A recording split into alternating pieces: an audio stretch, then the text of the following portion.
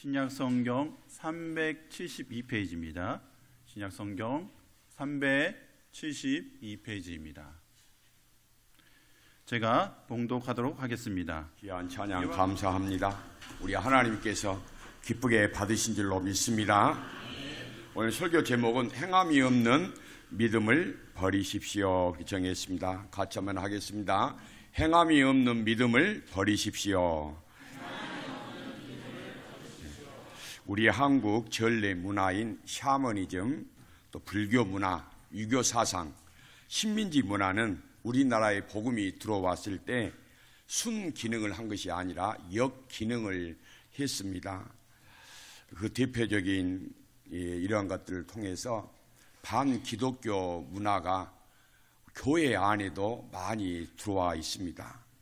샤머니즘은 무속신앙, 무당신앙이라고 그러죠. 주로 점이나 굿이나 주술에 의존하는 하등 종교입니다.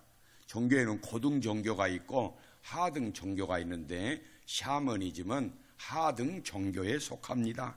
비합리적인 사고에 기반한다 이 말이죠. 정상적인 이성과 합리적인 사고에 이 신앙 행위를 하는 것이 아니라 너무너무 말도 안 되는 것에 미쳐 빠지는 것을 우리가 비합리적이라고 그러죠. 바로 무술신앙, 무당신앙이 그런 것이죠. 또 불교 문화가 있습니다. 불교 문화는 긍정적이고 적극적인 사고라기보다는 부정적이고 비관적이고 염세적입니다. 그래서 불교에서는 주로 인생 무상이다 그렇게 말을 한다고 합니다. 그 다음에 유교 사상이 있죠. 유교 사상은 권위적이며 체면을 중시합니다. 옛날에도 그런 책이 나왔었잖아요. 공자가 죽어야 나라가 산다 그 말이죠. 우리나라가 너무너무 유교 영향을 많이 받아가지고 권위적이고 체면 문화에 빠져 있습니다. 그러다 보니까 우리나라가 아직도 관료주의 체제를 벗어나지를 못하고 있습니다. 또 한 가지가 식민지 문화가 가져다 준 나쁜 영향인데 그것이 바로 피해의식입니다. 그래서 가능하면 법을 지키는 것을 싫어하죠. 법을 안 지킬수록 이득을 본다. 이런 생각이 국민들의 저변에 깊게 깔려 있습니다. 누가 멍청하게 법을 준수하느냐. 이런 것이 얼마 전까지만 해도 믿는 사람들, 교회 안에도 그게 팽배해서 있었단 말이죠. 그러나 요즘은 이것이 많이 지금 바꿔지고 있는 그런 현실입니다. 법을 안 지킬수록 이득을 본다. 세금을 많이 안 낼수록 이득을 본다. 교통질서를 안 지킬수록 내가 잘났다. 막 이런 저런 생각들이 너무너무 우리 주변에 많이 있죠. 그런데요, 이러한 그 좋지 않은 우리나라의 문화들이 우리 교회 안에, 복음 안에 같이 끼어들어와 있다 이 말이죠. 그 대표적인 것이 뭐냐 하면은 행함이 없는 신앙입니다. 예수님을 알고 예수님을 믿고 말로는 주여 주여 하지만은 실천이 없습니다. 행함이 없다 이 말이죠. 그러니까 믿음에는 반드시 행함이 따라오고 행위가 있어야 되고 실천이 있어야 되는데 이게 잘 안 되는 거예요. 예배는 잘 드리는데 머리로는 잘 아는데 우리의 삶 속에서 변화가 없다 이 말이죠.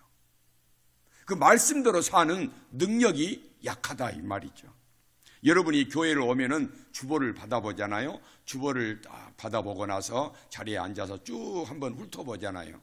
쭉 훑어봅니다. 광고도 보고 설교 요약도 보고 또 예배 순서도 보고 설교 본문도 보고 제목도 읽어봅니다. 여러분들이 설교 제목을 딱 보면 어때요? 아, 목사님이 오늘은 무슨 쪼로 설교를 하시겠구나.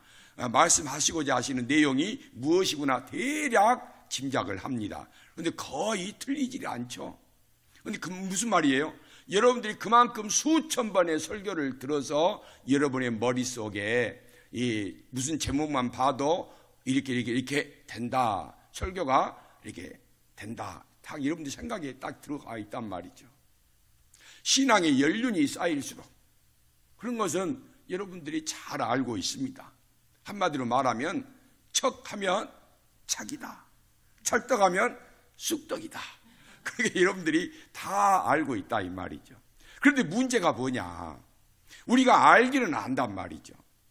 설교 제목만 봐도 오늘 설교는 무슨 쪼로 나가겠구나 아는데 그 아는 것에서 그치고 만다 이 말이죠. 실천이 없어요. 행함이 없다 이 말이죠. 그런데 오늘 야고보 사도는 그러한 것에 대해서 일관성 있게 믿음과 행함의 하나가 됨을 말씀을 하고 있습니다. 그러니까 신앙과 삶의 균형이 있어야 된다 이 말씀이죠. 그래서 야고보서는 믿음과 행함을 비교해서 가르쳐주고 있는 성경책입니다. 특별히 행함을 많이 강조하고 있습니다. 왜 그럴까요? 야고보 사도 시대에 야고보 사도가 보고 지켜본 교회의 모습들, 성도들의 모습이 오늘 우리들의 신앙생활과 거의 비슷했다고 보면 틀림이 없습니다. 말로는 잘합니다. 머리로는 모르는 게 없어요. 그런데 행함이 없다 이 말이죠. 그래서 오늘 이 2장을 보면은 그런 이야기들이 구체적으로 잘 나옵니다. 배고픈 사람이 교회 안에 있었단 말이죠.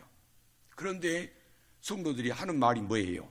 그 사람들에게 배고프면은 떡을 줘야 될 거 아니에요. 빵을 줘야 될 거 아니에요. 그런데 왜 그렇게 멍청하게 배고를 골고 있어? 먹어! 라면을 먹든지 빵을 먹든지 빵집이 수두룩하고 남의 집도 많고 편의점도 있잖아. 이런단 말이죠. 실질적으로 행함이 없어요. 옷이 없어서 한겨울에 추워 벌벌 떠는 사람이 있단 말이죠. 그런 사람들을 보면 어떻게 해야 돼요? 행함이 뭐겠어요? 그 사람에게 따뜻한 옷을 주는 거예요. 그런데 왜 그렇게 멍청하게 이 추운 겨울에 옷을 그렇게 가볍게 입고 벌벌벌 떨고 있느냐 이런단 말이죠. 그러니까 야고보 사도가 이러한 모습을 보고 믿음이 있느냐? 행해라 이 말이죠.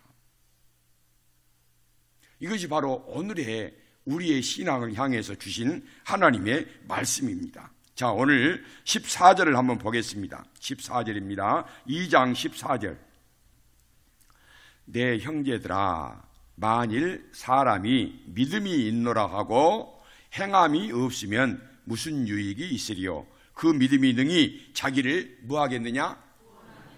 그러니까 믿음이 있노라고 하면서 나는 하나님을 믿습니다. 나는 신앙생활을 정말로 잘하는 사람입니다. 오랫동안 한 사람입니다. 그러는데 믿음이 없어요. 행함이 없어요. 그러면 그 사람이 구원을 받는단 말이에요? 못 받는단 말이에요? 못 받는단 말이에요. 여러분, 우리는 믿음으로 구원을 얻는다고만 생각을 하면 잘못된 것입니다. 내가 하나님을 믿는다 하면서도 행함이 없으면 그 사람은 구원의 자리에 설 수가 없다 이 말이죠. 분명히 말씀을 하고 있습니다. 이것을 직역을 해서 또 다른 번역을 제가 해보겠습니다. 잘 들어보세요.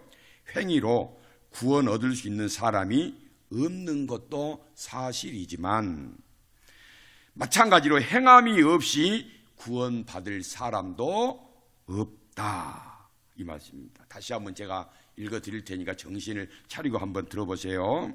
자, 행함으로 구원 얻을 수 있는 사람이 없는 것도 사실이지만 마찬가지로 행함이 없이 구원받을 사람도 없다. 여러분, 믿음으로 구원을 받지만은 행하지 않고 구원받을 사람도 없다 이 말이에요. 그러니까 우리의 구원에는 믿음과 행함이 같이 하나의 본질로 돼야 된다 이 말이죠.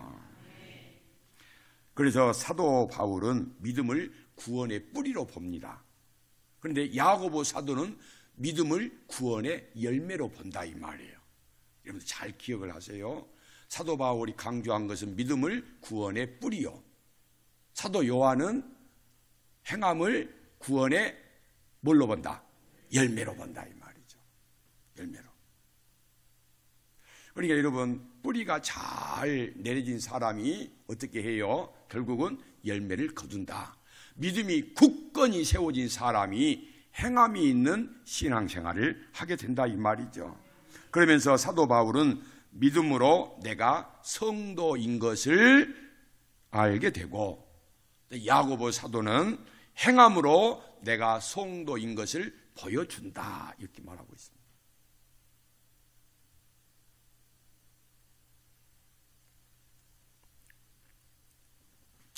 그래서 야고보 사도 바울이 로마서 2장 13절에서 그런 말씀을 합니다. 하나님 앞에서는 율법을 듣는 사람이 의인이 아니요 오직 율법을 행하는 사람이 의롭다함을 얻으리라 했어요. 사도 바울도 야고보 사도의 행함에 대해서 동의를 했다 이 말이에요. 듣는 사람이 구원을 얻는 것이 아니라 율법을 듣고 행하는 사람이 구원을 얻는다 이 말이죠. 그러니까 여러분, 믿음만 가지고 우리가 구원을 받는다, 그런 사람은 조심하시라 이 말이에요. 반드시 믿음에는 뭐가 따라야 되냐? 행함, 실천, 이것이 따라야 된다 이 말이죠. 그래서 오늘 18절 한번 보겠습니다. 18절. 어떤 사람은 말하기를 너는 믿음이 있고 나는 행함이 있으니 행함이 없는 내 믿음을 내게 보이라. 나는 행함으로 내 믿음을 내게 보이리라. 행함으로 내 믿음을 보여주는 것이 진짜 성도의 모습이라 이 말이죠. 그러니까 저 사람이 정말 믿는 사람이냐 믿지 않는 사람이냐를 알 수 있는 것은 내가 교회 다닌다고 그 사람이 믿음의 사람이요 구원받은 사람이요 알 수 있는 게 아니라 내가 믿고 구원받은 사람인 것을 확실하게 보여주고 알게 하는 것은 내가 말씀대로 사는 것인다 이 말씀이죠.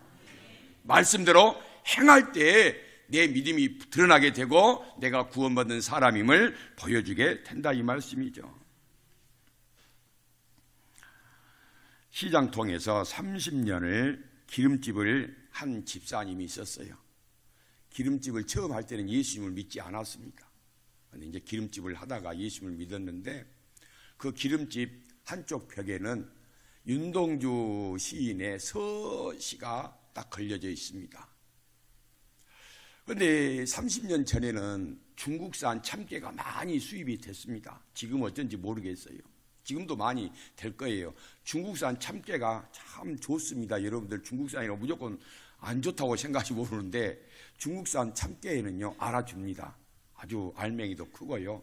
그 우리 목사님들이 이 중국에 이제 선교 여행을 갔는데 사모님들이 돌아오기 전에 그 시장통에 가서 다들 참깨를 한 보따리씩 사갖고 오더라고요.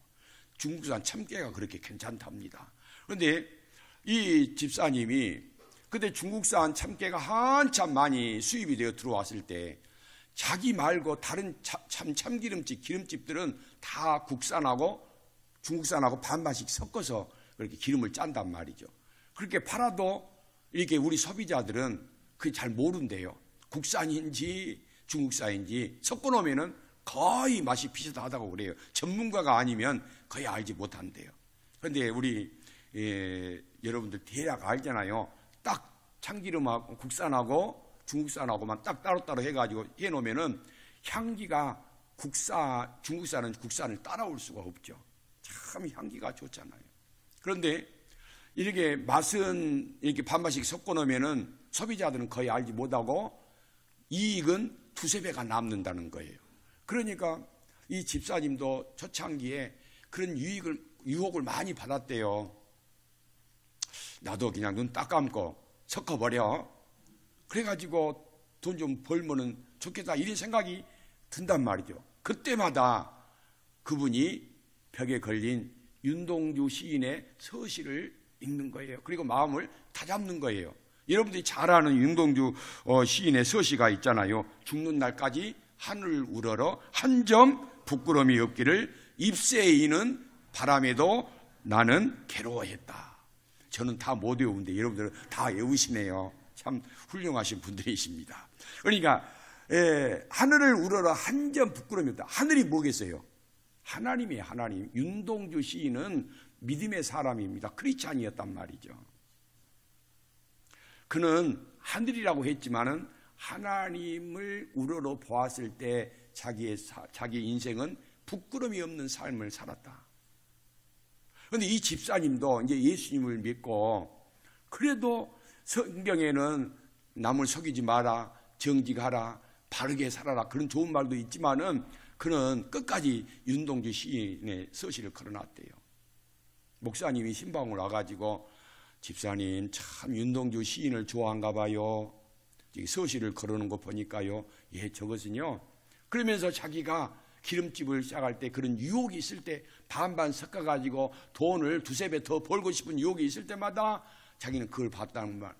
성경에도 좋은 말씀이 있지만은 자기는 그 말씀을 통해서 하나님을 우러러 한 점 부끄러움이 없는 삶을 살기를 원했다. 여러분, 이것이 바로 뭐예요? 믿음이 행함으로 연결된 것이라 이 말이죠. 여러분, 세상 살아가면서 한 점 부끄러움이 없어야 돼요. 하나님 보시기에 한 점 부끄럽지 않는 그런 삶이 바로 행함이 있는 신앙생활이라 이 말씀이죠. 여러분, 우리 여천 중앙교회 성도 여러분들, 인생을 어떻게 살아오셨는지 저는 잘 모릅니다. 저도 하나님의 부끄러운 점이 많이 있죠. 여러분도 그럴 것이에요. 그러나 우리가 나이가 들수록, 교회 연륜이 쌓일수록, 신앙 연륜이 깊어질수록 우리가 해야 될 것은 하나님 앞에 부끄러움이 없는 삶을 사는 것이 하나님을 기쁘시게 하는 줄로 믿습니다. 그러면 19절 한번 보겠습니다. 19절. 네가 하나님은 한 분이신 줄을 믿느냐? 잘 하는도다. 귀신들도 뭐하고 뭐하느니라? 믿고 떠느니라. 그러니까 귀신들도 하나님이 한 분이심을 믿는다 이 말이죠. 그런데 귀신들의 믿음은 뭐예요? 하나님이 한 분이신 것을 믿지만은 하나님의 말씀대로 산다? 살지 못한다? 살지 못한다 이 말이죠. 행함이 없다 이 말이죠. 우리 귀신들은 하나님이 살아계신 하나님이신 것을 알지만은, 그러나 귀신들은 하나님의 말씀대로 믿음대로 살지 못한다 이 말이에요. 제가 이제 이 제목을 정해놓고 이렇게 묵상을 했어요. 과연 행함이라는 것, 믿음과 행함 했을 때 믿음은 행함이다.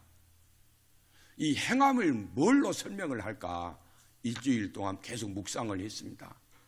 그런데 제가 거기서 이제 한 가지 영감을 얻은 것이 뭐냐면은, 행함이라는 것은 값을 치르는 것이다.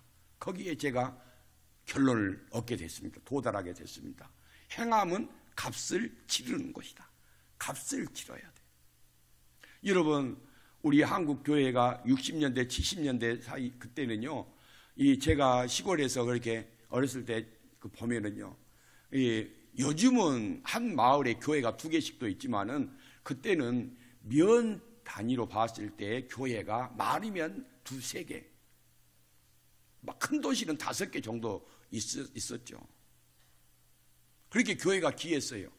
그런데 복음을 받아들이고 예수를 믿는 사람들, 저희 부모님들도 할머니들도 보면은요, 새벽 계단을 쌓았습니다.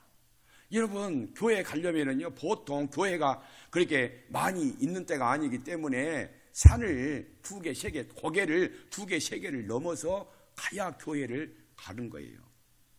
추운 겨울에도, 더운 여름에도 새벽 계단을 쌓기 위해서 가는 거예요. 우리 믿음의 선배들이 그 값을, 믿음의 값을, 행함의 값을 치렀기 때문에 한국 교회가 그 선배들의 기조를 통해서 한국 교회가 부흥을 하게 되고, 가난한 성도들이 잘 살게 되고, 나라가 부강하게 된 줄로 믿습니다. 반드시 값을 치러야 됩니다. 공부를 잘하기를 원하는 학생은 값을 치러야 돼요. 놀고 팽팽 놀면서 공부 잘할 수가 없어요. 믿음 생활 잘하기를 원하십니까? 굳건한 신앙생활, 하나님 마음에 합한 신앙생활 하기를 원하십니까? 값을 치러야 됩니다. 기도해야 되고 말씀 가까이 해야 됩니다. 이런 것 하지 않고 여러분 큰 믿음을 가질 수가 있겠어요? 기도하지 않는데 응답받을 수가 있겠어요? 기도하지 않는데 성공할 수가 있겠어요? 값을 치르지 않는데 형통할 수가 있겠느냐 이 말이죠. 여러분들의 자녀를 키워보셔서 아시겠지만은 자녀를 일정 수준의 사회인으로 여러분 키우기까지는 여러분들이 얼마나 많은 값을 치렀습니까? 자녀들 위해서 눈물로 기도하고 뒷바라지하고, 나는 못 먹어도, 나는 배고라도, 나는 좋은 옷 못 사 입어도 내 자식만큼은 가르치는데 장애가 없게 하겠다. 얼마나 했냐 말이죠. 여러분 마찬가지입니다. 주님의 나라를 위해서 주님께서 피 흘려 흘려오신 피값으로 오신 교회를 위해서 여러분들이 값을 치러야 됩니다. 그렇지 않고는 교회가 교회다울 수가 없고요. 여러분의 가정이 가정다울 수가 없는 거예요. 우리나라를 어떻게 정말 우리가 많은 피값으로, 젊은이들의 피값으로, 목사님들과 성도님들의 피값으로 나라가 어려울 때 이렇게 세워졌단 말이죠. 그런데 한순간에 나라를 이 지경으로 만든 사람들 보십시오. 그 사람들이 믿음의 사람입니까? 아니란 말이에요. 값을 치러야 됩니다. 값을. 신앙생활 하는데 여러분, 값을 치르지 않으면, 다시 말하면 행함이 없는 믿음은 믿음이 아니라 이 말이에요. 열매가 없어요.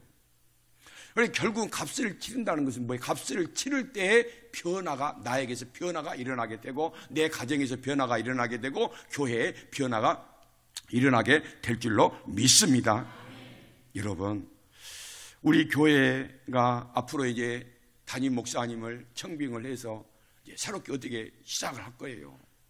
여러분, 그 젊은 목사님하고 여러분들이 교회 부흥을 위해서, 성장을 위해서 여러분들이 값을 치러야 됩니다. 여러분들이 값을 치르지 않으면 목사 혼자서 여러분 부흥 성장시키는 게 아니에요.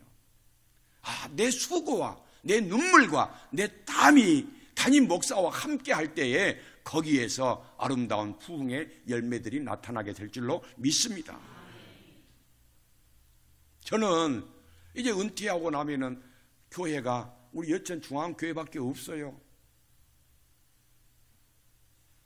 우리 여천 중앙교회가 정말 하나님 앞에서 복되고 아름답게 열매를 맺어가고 성도들이 정말 뜨겁게 하나님을 사랑하면서 교회가 부흥 성장해가는 소식을 들어야 제가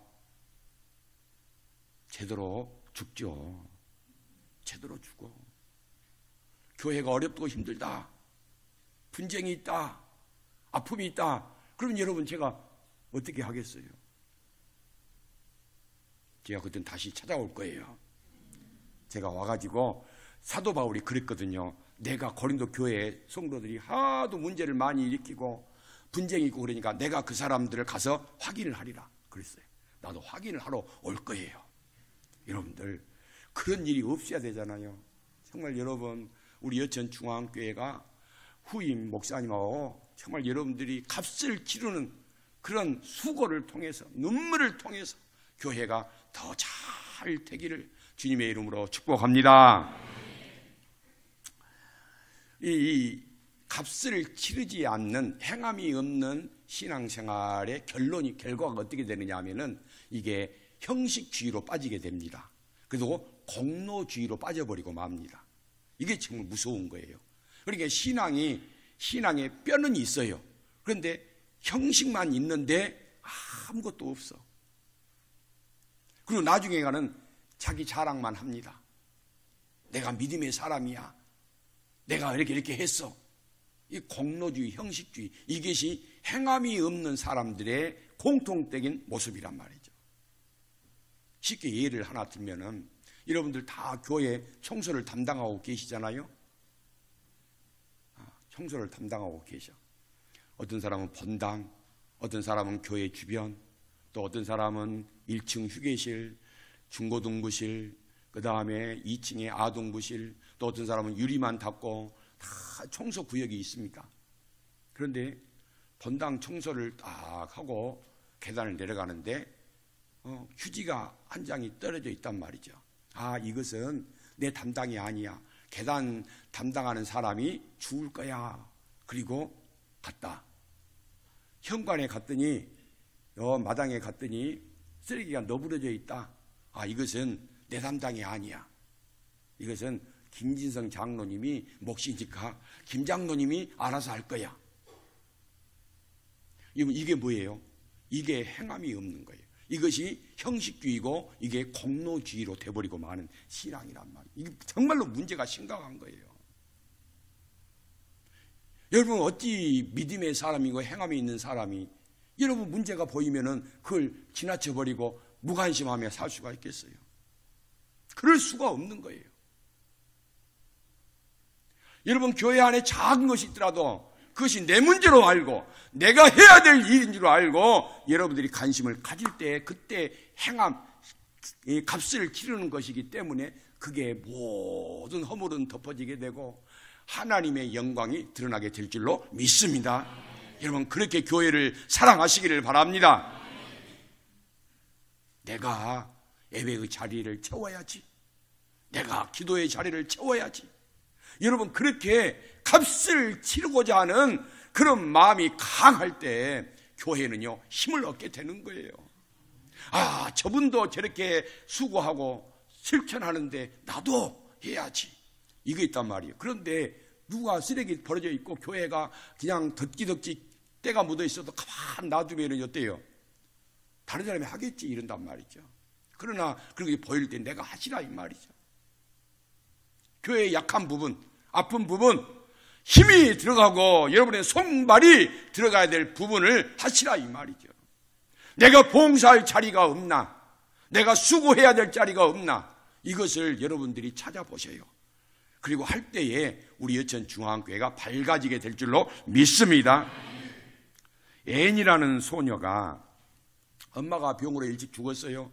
아버지는 날마다 술에 취해서 사는 알코올 중독자였어요. 그래서 아버지가 앤과 그 동생을 보살필 여력이 없어요. 그래서 정부에서 보호소로 앤과 그의 동생을 보호소로 보냅니다. 그런데 보호소에 가서 얼마 안 있다가 앤의 동생이 죽고 맙니다. 여기에 어린 앤이 충격을 받은 거예요. 그래서 날마다 죽을 궁리를 합니다. 자살을 하려고 합니다. 괴성을 지릅니다. 몸부림치는 거예요. 그리고 나중에는 실명까지 합니다. 얼마나 충격이 컸던지.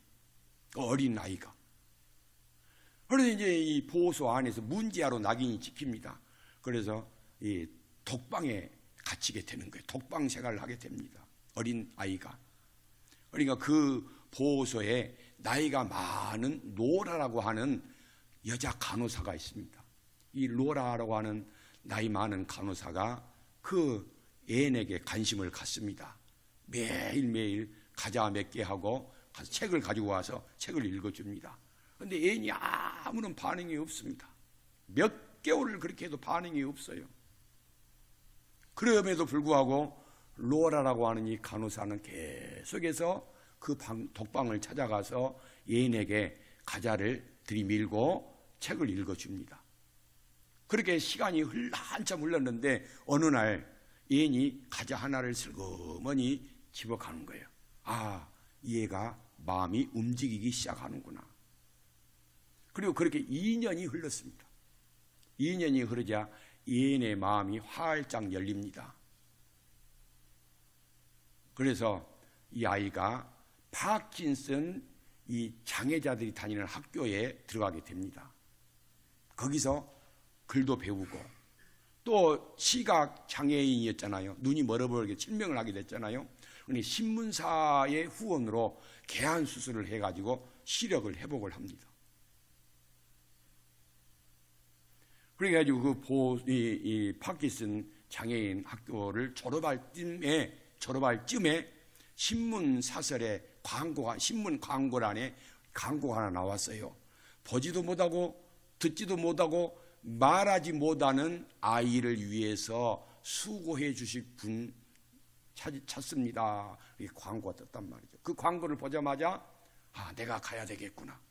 그리고 자원을 합니다. 그리고 그 아이를 위해서 보지도 못하고 듣지도 못하고 말하지도 못하는 그 아이를 위해서 값을 치릅니다.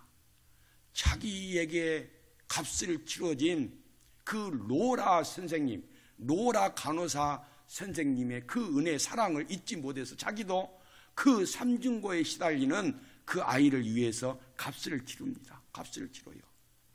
그 아이에게 물방울 하나를 손방울에 손에다 딱 붓고 만져봐, 느껴봐. 이게 물이야. 물.